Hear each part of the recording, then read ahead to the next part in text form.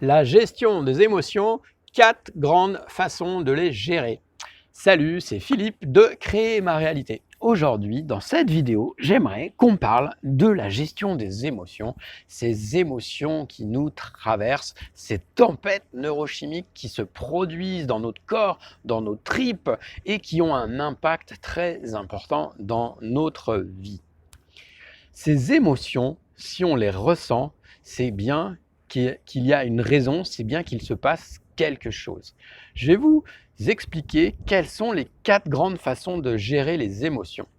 La première façon, c'est la façon que j'appellerais la méthode cocotte-minute. On est complètement coupé de ses émotions, on a l'impression de ne rien ressentir ou alors on s'interdit de ressentir ses émotions. Qu'est-ce qui se passe quand on est dans ce mode de gestion, ou plutôt de non-gestion?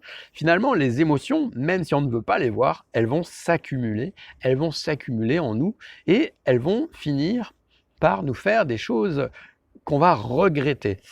Pourquoi j'appelle ça le modèle cocotte-minute, c'est-à-dire que la pression s'accumule en vous, elle s'accumule, et tout d'un coup, vous n'en pouvez plus, et au lieu d'avoir géré vos émotions en fil de l'eau, vous allez exploser.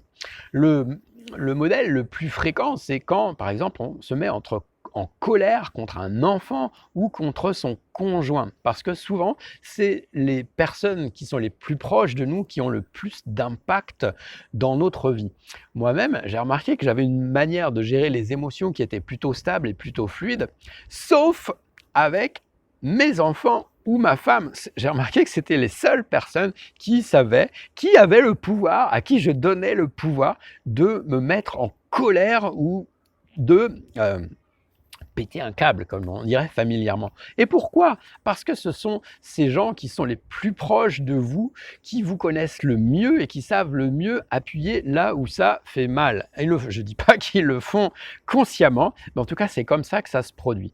Donc, ce mode de non-gestion des émotions, ce mode cocotte-minute, je vous le déconseille vraiment. Si vous rendez compte que vos émotions, vous vous interdisez de les vivre, eh bien, commencez par observer ça, reconnaissez-le et passez aux autres modes de gestion que je vais vous expliquer, car sinon, si vous vous mettez fréquemment dans des colères ou dans des états émotionnels complètement intenses et qui sont des fois pas du tout en rapport avec ce que vous avez à vivre, ça veut dire que vous êtes sans doute en mode cocotte-minute et que vous pouvez changer ça facilement.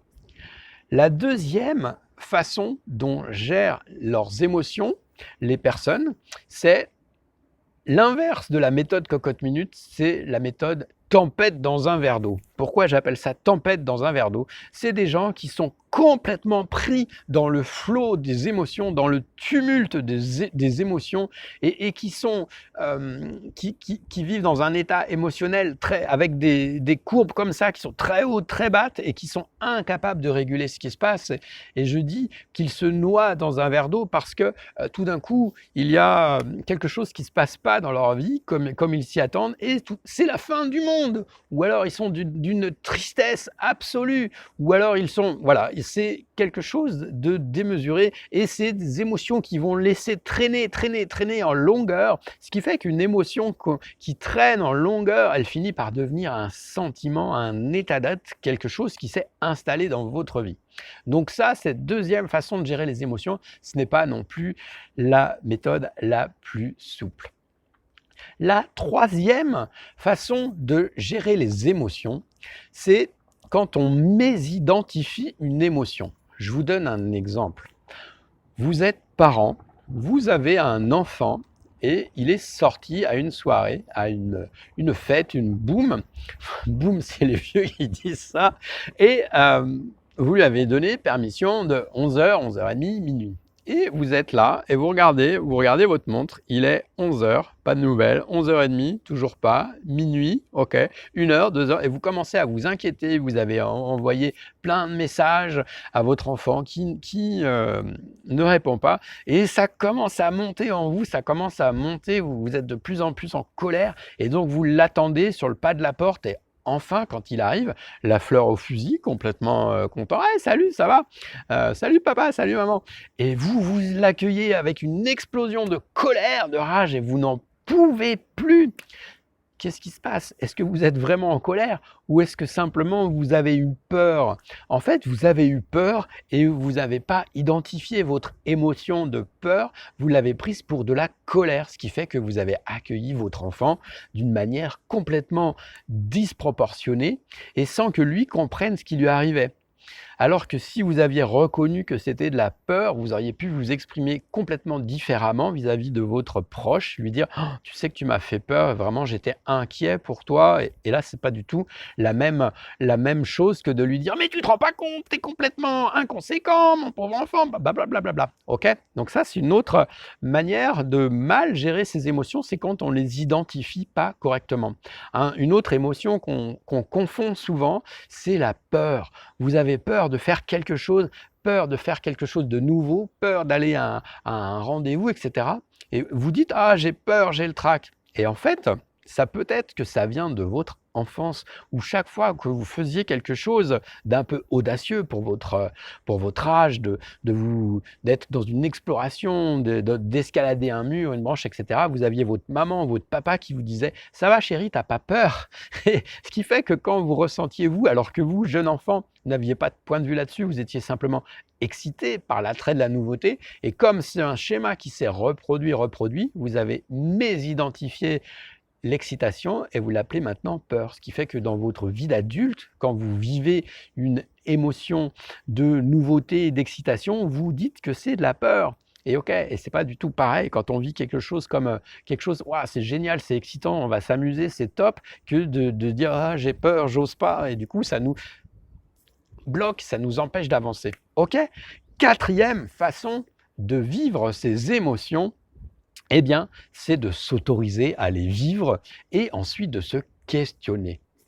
Donc on vit son émotion intensément, on peut même accentuer si on trouve qu'elle n'est pas assez intense son effet en utilisant la méthode des chamans, en se mettant à la surjouer. Par exemple, si vous êtes triste, vous allez surjouer le chagrin pour encore mieux le comprendre. Ouh, je suis malheureux, je suis le plus malheureux du monde. Ok, vous voyez le truc. Ou si vous êtes en colère, vous en rajoutez, ok. Et vous vivez cette émotion qui va passer très rapidement. Moins de 90 secondes en général. Une émotion dure moins de 90 secondes. Ok, vous avez vécu cette émotion. Vous vous êtes autorisé à la vivre, d'accord?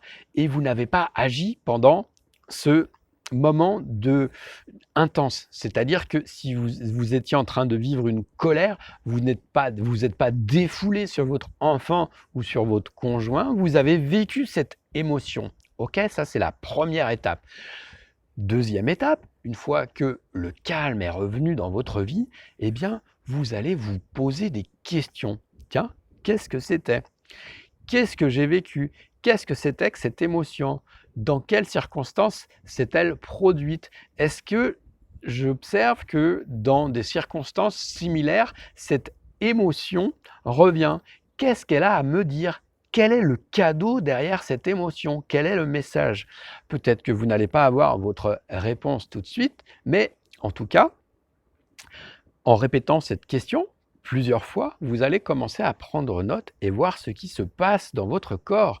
Et là, c'est là où votre émotion va vous servir. Au lieu de vous laisser emporter, votre émotion devient votre guide, votre mentor. Elle va vous emmener, elle va vous donner des indications, ce qui fait que si vous les observez, si vous les suivez, si vous rentrez dans un mode de questionnement actif, vos émotions vont vous servir. Vos émotions ne sont pas vos ennemis, pardon. Vos émotions sont vos amis, sont vos guides, à condition, bien sûr, de les écouter, de les laisser s'exprimer et ensuite d'agir en conséquence.